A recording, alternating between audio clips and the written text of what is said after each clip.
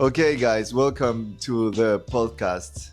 This is a very special moment for us because we are starting this podcast to try to help people in their language journey and also in their traveling or living overseas or in other country. So we are very happy because we really like to help in any sense, like contribute to something with what we know. So this is the aim, the objective of this podcast, trying to share the things that we know and also trying to share tips and information and everything that can help you guys in whatever that you're doing. But mainly language. Mainly language, yes. We are in Australia. Something important for you to know. We're living in Melbourne. We both came here with reason. I am trying to get the permanent residency. He's trying to get the permanent residency here. But I've been here for 6 years, 7 years. He's just new. And because of that, we can help. We have different perspective as Asian as well as South American. Because we are different, we have different background, different experiences in Australia to survive in Australia. So that's the reason why we start doing this podcast and hope these things will help you with different ways. Could be about the language, could be about knowing about Australia. And visa and visa, student life. There are a lot of people that life. want to live in Australia or want to live in other country. We also have a little bit of knowledge about the things that you need to do in order to live in other country. What are the visas that you need or the visas that you can apply for living in other country, and also about life. Like, we are people that, as Nana was saying, she's Nana. She's Nanako. She's Nanako. She's from Japan. Nana. Yeah. Can be easier. We have different. When we met, we realized, I needed a lot, like a ton of paperwork and documents for the visa, but she didn't. Well, She was like, okay, Japan, come to our country, Japan. Three documents, to show something, and then that was different. Yeah. It's good to know and good to share, right? Yeah, of course. It's something that we can help with experience, with knowledge, and with English. Because this podcast is also oriented to people that want to speak a second language, especially English, because that's the language that's like our second language. Maybe it's is it your second language? Yes, for sure. Because you speak more than one, more than two, more than one. Well, you speak half. So I speak half. 2.5. Yeah. I speak Japanese, English, and Korean. Not like a business level, not as good as Japanese and English, but I speak Korean a little bit as well. And I can read and understand tiny bit of Mandarin. Wow. And I'm learning Spanish. Yes, sí. Now. Sí, os compañeros. Yeah. Sí, sabéis decir eso. Casi. Yes. Yeah, that's what I'm doing. You? So, well, before. ¿Y tú? Yeah. ¿Tú? ¿Y tú? Before I tell you and I tell you guys about me, she learned English here. She didn't study. She studied normal, standard English in Japan. It's kind of similar to Chile, I would say. If someone chooses second language, like English as a second language, they know what type of education they get, and most of country, I would say, will get the similar education, right? Like, we get the vocabulary books and then learn vocabulary and the grammar, but that's not actually useful for conversation. Exactly. Yes. I don't know if someone can listen. Maybe Latin. Yeah. I don't know. I don't think they can. I think that you have a disadvantage that we have as Spanish speakers. We have a huge advantage. I know a lot of people that would say, English is very difficult. But Spanish speakers that say that speaking English is very difficult. But for a Japanese or for any Asian person, speaking English or Spanish is very difficult. It's way more difficult than for a Spanish speaking person. Yeah, because it's completely different, everything.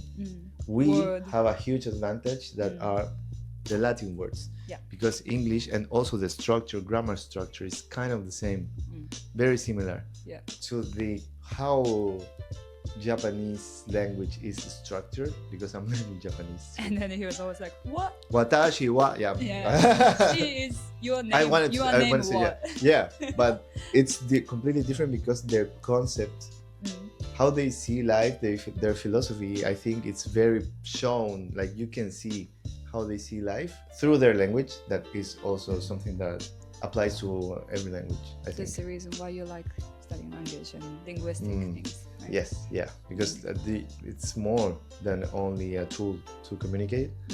There are a lot of things behind, and I've been studying that to also try to help people to acquire a language, because I'm a teacher. I'm an English teacher. Ooh, lucky me. So we're different because I learned. I Ooh, lucky me. Yeah, okay. I'm an English teacher, so we are different in that sense because I studied English for 5 years in university. After finishing high school, that's my bachelor's, that's my undergraduate. It's the way that they say here. What do you mean? Is it different? Yeah, and so graduate, not undergraduate. Undergraduate and postgraduate, right? No? We have post degree. Yeah. But we have like degree. My degree, this is my degree, not my undergraduate. Oh, I see. I studied, and then I studied a master's degree in linguistics, and then was when I understood this is not the way that people should acquire a language, studying. Oh, so during the master studying Yeah. time, you noticed that studying the classic standard? Standard, Yeah, regular the way learning. of teaching, traditional. That's the one. Traditional way to learn or study a language was wrong. Would you say that's wrong? Or? It's not wrong. We need it. Okay. Definitely, like certainly. It's something, it's part of. But to make sure that whatever that you acquire through natural conversation or Research. use of resources or like real use of English, it's correct. Or do I need to change something of what I acquired? So it's the same that happens when you are a kid, when you are a baby, when you're learning. You're not learning with studying. That's the difference between learning and acquisition. Right. Learning is studying, grammar, rules. We don't do that when we are babies, when we are toddlers, when we are trying to speak.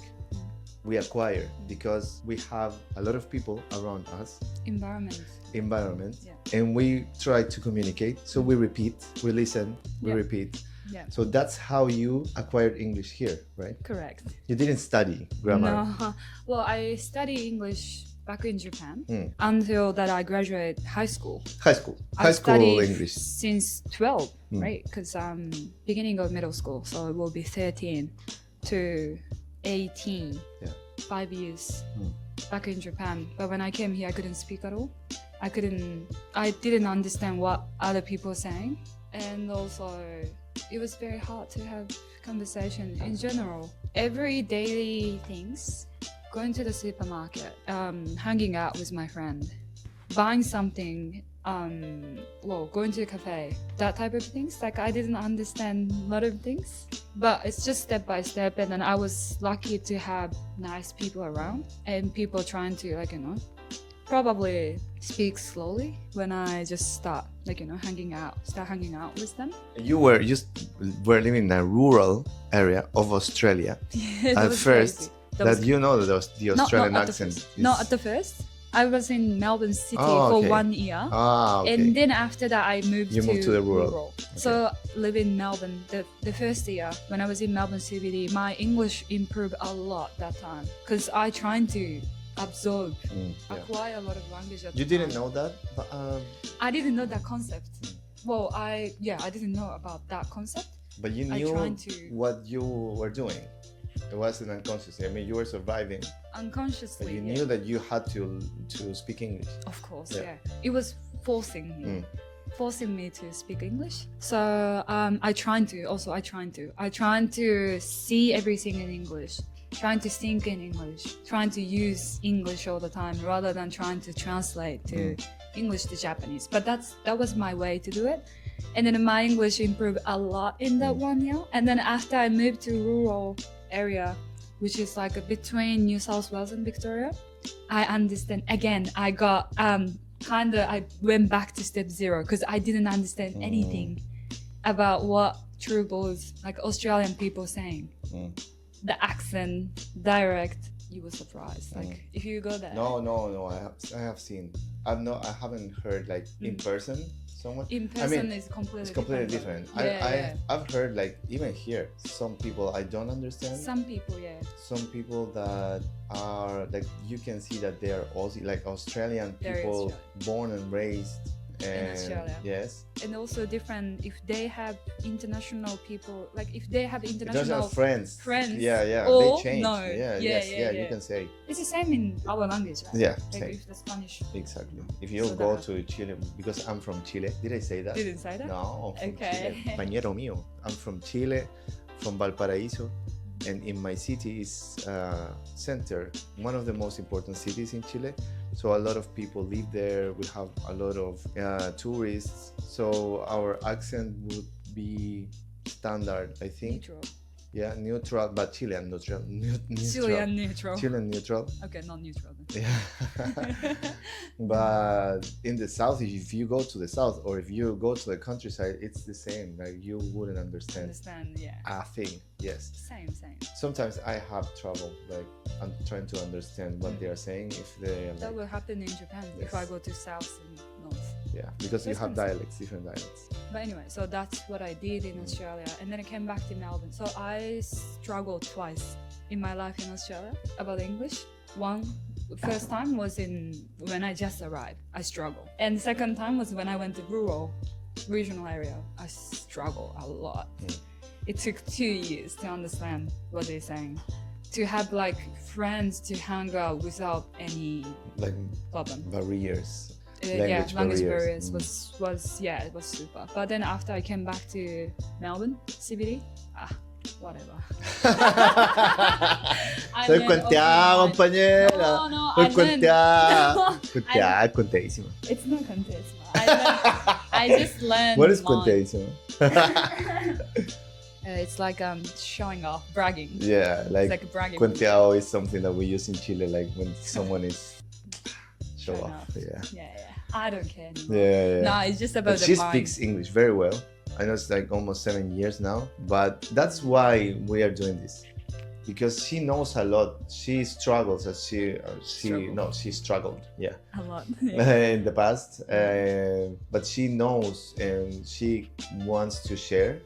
And I understand how people struggle. Yeah. So we know and we can. What we want is trying to help. Yes. We don't want to say like this is the way, because I think that's not the way. No, it depends. Yeah, I mean, if it's you can always find your way. I think that we all must find our own way. Right. There's a saying: if you can see the path, it's because that's not your path, because someone else walked that path and made that path for you. So if you feel lost, if you are living in a foreign country, they don't speak your language, that you don't know with certainty if you're going to get the next visa to stay, and you feel overwhelmed, you are going to find the solution. You are going to see what's the best thing for you, and that's your path. If you try to follow someone's way, maybe it will work out, but I think it's kind of lazy and not risking finding your own happiness. Maybe you will not find happiness in the path of other person's happiness. So what we want is try to share and trying to help, but never say, hey, this is the way. What you're doing is wrong. No. Because we don't know what we are doing. Still we don't know, right? Still we don't know what is right, what is wrong. But because we had probably more experience. Yeah. Or if someone has more experience, they can tell us as well. Exactly. Yeah. It's like a more community, like not only trying to tell us. It should be interactive. Exactly. Community. Yeah. I would say. So if someone wants to know, we can tell. If someone knows more than us, then exactly. Why not? I think that's the basis of everything. It should be the basis of society too. That's the way that I teach I don't call class when I teach, because I teach online. I like to call it session, because a class is like the teacher. It has like this perception, at least in my countries, because I know that some European countries or maybe Asian countries are different. The teacher is like The boss. the boss. Yes. So you have to shut your mouth and listen to the teacher. Very Asian. Obey. Obey. Yes, And it respect. is. I mean, I like that. Respect. Yes, because it's respectful. It's something that might be lost in some schools in my country, but there has to be a balance, I think. I guess so, yeah. I would Because say, if yeah. you want to teach, if you want to transmit knowledge, you need to know the person that you are passing that knowledge to, because that person might have a different perspective of how you learn it, and normally you teach the same way that you learned it.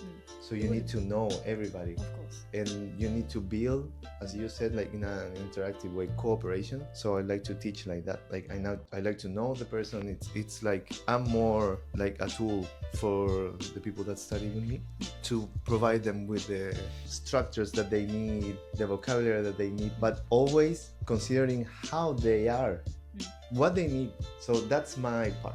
Like that's how I can help, because I studied that, and also I have seen a lot of people in different situations trying to acquire English for different purposes, and I think that always the best way is acquisition and then learning. So natural environment, natural conversation like this. This is a way also of helping people that are trying to acquire more vocabulary or to improve their listening skills. The podcast input is everything that you get from the language that you want to acquire. Yep. Music, podcast, books. Podcast is a good way. Podcast is a very good way. Especially. Podcast is a good way. Is that sniff? Is that sniff? Oh my god. No, I'm gonna. How do you know my name? I'm- No, please. No, that's who knows that video. Everybody knows that fucking video. Really? Everybody knows. So this is the purpose, and this is why we're doing this. Nico from Chile, Nanako from Japan, Kobe, Valparaiso, and different perspectives of life. We will try to help you guys, or try to share our life experience. Also talk a little bit about life in Australia, exams. Now I'm going to take the IELTS exam. After that, I will take the Cambridge exam. After that, I will take the TOEFL exam. I want to the idea is to give you guys all the information that you need if you want to do one of these exams. Because because we are talking about if you move to English speaking country, we usually need to show proof about our English skill. Depend on the country, but most likely IELTS, Cambridge, or TOEFL, yeah. PT, the new one. So we discussed that Nico is taking every exam for you guys, to see how it goes and compare. And show you, okay, this one has these characteristics, so maybe this one is for you, because a lot of people always ask like which one's easier, not better, like which one is easier. That's everyone who live in Australia as like immigrant and blah blah blah, that sort of situation, everyone's saying like, oh, PT is the easiest, but in my opinion Cambridge was the easiest. It was totally depends on the personality, depends on that's the point. Skill. So she took the Cambridge exam. We will talk in other episode about the results. She will tell us about her experience studying, preparing, and the results and everything. But what you said is like, I think most likely the answer for that question. If you guys say which one is the easiest, IELTS, Cambridge, which exam should I take? I would say, if I ask a group of people what thing is easier, climb a tree or swim a river, it will completely depend on your skill, on your personality, because there are some differences that we will discuss. That's the reason also why I'm taking all of the exams, so you know, like this guy took all the exams, and I'm also interested as an English teacher, like for researching as well. purposes. So, and it's good to know. So I will also trying to show you the differences between among these exams, so you can choose with information, like well informed. Okay, I want this one because this one doesn't have grammar like IELTS or TOEFL. Cambridge has a section of grammar, use of English, in which you need to know prepositions or collocations, or you need to know conjunctions, or you need to know how to change a phrase in order for the phrase to have the same meaning but with different words, and they give you an amount of words. If you're not good at that, maybe IELTS is your option. But at the same time, Cambridge, the listening part you can listen twice. Well, that type of character. That type of things, those type of things we're going to discuss with you. Yes. And also we're gonna talk about a lot of random things. I think that's the best fucking part. Yeah. We're trying to be helpful, but we're trying to enjoy. Yeah, so yeah. Entertain ourselves, or I don't know. I laugh. I would like to film and record a lot of the things that we have talked. And I think that's one of the reasons that we started, like saying this would be funny, like for people to, I don't know, even think or consider, because she's from Japan, I'm from Chile, and we're living in Australia, so everything very different. Cultural shocks everywhere. Everywhere. Things that I assumed, like, oh, of course she knows. She doesn't know, because like different sides of the world. And things that maybe for both of us are cultural shocks here in Australia, but also a lot of similarities and funny stuff. So we will also talk about these type of things, of course. Yep. Of course. So that would be fun. So we are gonna talk about everything in English, of course. I mean, maybe sometimes Japanese, sometimes Spanish. Well. 私はニコです。Perfect. 日本語をお願いします。日本語で喋ってもいいけど、そう、日本語で話す機会もあると思うし、スペイン語で話す機会もあると思うし、日本語でもしこれを聞いてくれる人がおったら、めっちゃ方言で喋っちゃった。I speak very like direct. But that's good. That's good. That's good. Sí, si yo me pongo a hablar en español, yo hablar español chileno, que ella está diciendo, ella está diciendo que habló lo que habló en japonés, lo habló en dialecto, su dialecto, porque ella es de Kobe, de la región Kansai, que ellos tienen un dialecto específico, no hablan como en Tokio. Y tampoco, nunca van a hablar como los animes. O sea, si tú decís ella nani o kawaii, ella no. Stop it. So, la nana habla en un dialecto específico de Japón, y ahora lo que dijo que sintió que lo habló en dialecto. Pero, o sea, si yo voy a hablar en chileno, no voy a hablar en hostia, tío. Hold on. It's podcast. Yeah, no. It's podcast. So, yes, like, yes. if someone not watching our video, if someone not watching our video, they will be like, what the fuck? Not speaking Spanish. No, but that's also interesting. Like, it's only a fragment. And like for them to know that also our identities are very attached to our first language. So we changed a little bit the way that we express things. Personality. Like you could see. What do you mean? She speaks like very Aussie English. Yep. And now she was like, 日本語で話してNo, because you say カメハメハ。日本語カメハメハ。That's only Japanese, you know. That's how you say that now. What? That we are talking about the dialects and Spanish and people that can listen, but the idea is that you also know these type of things that we have talked and maybe you have considered about identity, about languages. Yeah, let's see around like episode 20 or something, like who is listening, like, you know, and then if it's got more Japanese than Spanish speaker, you need to do something. I need to do something. I need to do what? I don't know what's disrespectful. Because you are very respectful, so I need to do something. No, like it need to be like one episode speaking Japanese. Oh, of course, I will definitely do that by episode 35. Yeah, we can do that. Yeah, and you also, you know how to speak Spanish a little bit, so you're learning. Yeah, a little bit. Yeah. Okay. So this is our podcast. Hold on. We didn't say our podcast name. Okay. The name of our podcast.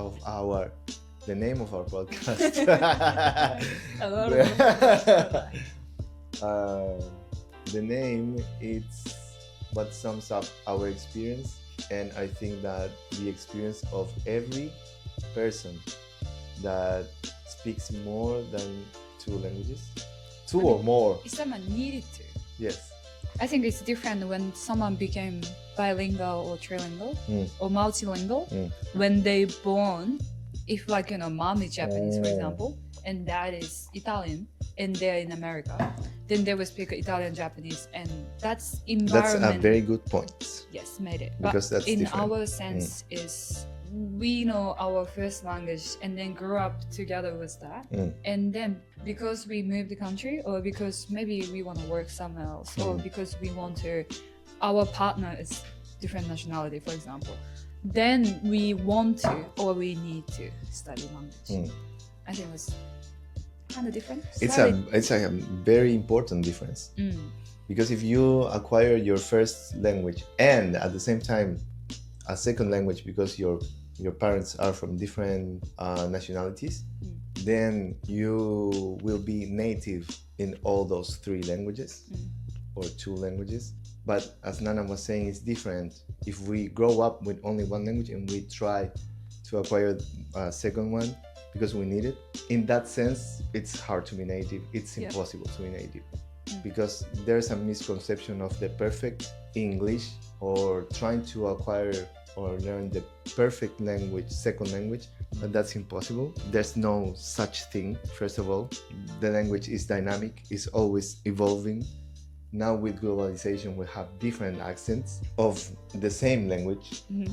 Like English has a lot of different. What's the perfect English? British, American, Australian? Not Australian. I would say Australian. I like Australian, yeah. Okay, yeah.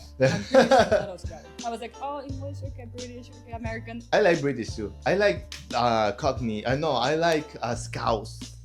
What is Scouse? Scouse from Liverpool. Your favorite one? Yeah. What we are trying to say here is that you will never get that native English level because it's not possible. So that's the name of our podcast. Still non-native. Still non-native. She has been living 7 years here and she's still non-native. Shame on me. No kidding. Shame on you. Yeah. You should be. Let's see by the next episode yours is native. All right. Yeah. It's not possible, guys. Not at all. Because possible. like she is Japanese, I'm from Chile, that's our identity. There are a lot of things, like she told me once that even if a person studies Japanese very hard and tries to be proficient in Japanese, in Japan they will still know that that person is not native. Straight away. Like they might know a lot of vocabularies, they might know a lot of way to say and everything, but it's just when they start talking in Japanese, for example, like how's your day, maybe not how's your day, not like a very short sentence, but if we start talking like everything, we straight away know that if that person is native or non-native. But it wouldn't be a problem. That's the point. That's the point. It's not a problem. It doesn't have to be stressful. Trying to be native is not the goal. Like under pressure to be or to get the same level that native people have. That's the misconception. Yeah, exactly. For sure. Yes. Yeah. We didn't learn English to be native. We learn English, acquire English to talk, to speak, to live in the now, country. If we go deeper and we know that English, the language, is not only language, but is also a reflection of the society that came up with this language, that's linguistic. We can maybe speak or have a better understanding of the language and use it better, because what we want is to communicate effectively. Like I want my idea, like if I have an idea here, I want you to have the same thing, not different. Just the communication, right? Yes. So we have different tools But if we know the language, if we have good understanding of how that language works, I think that that's good. But we will never be that language because we have our own language. Yeah, exactly. Yeah. That's the point. Yeah. So we are still non-natives, and we forever non-natives of English. Of English, yes. But you are native of Japanese, and I'm native of Spanish, Chilean. Chileno, compañero. Be proud of it, Bueno. So Right. that's our first episode. We will talk about, I think, IELTS maybe. Second episode. Second episode. We'll talk about IELTS. Okay, we said we don't connecting, but we need to tell people what we talk about on episode. No, second episode. We'll talk about IELTS. IELTS, right? IELTS, yes. We'll talk about IELTS exam the next episode, and also Cambridge, and try to be helpful. That the world should be like that, and that's what we like. Peace. I'm sorry if in Japan. I'm sorry, he was so hippie. Okay. See you guys next episode, See ya. and it was a pleasure. It was a pleasure. Sorry. Okay. If you're interested in English or Spanish online sessions, send us a DM to our Instagram, My Lingua Academia.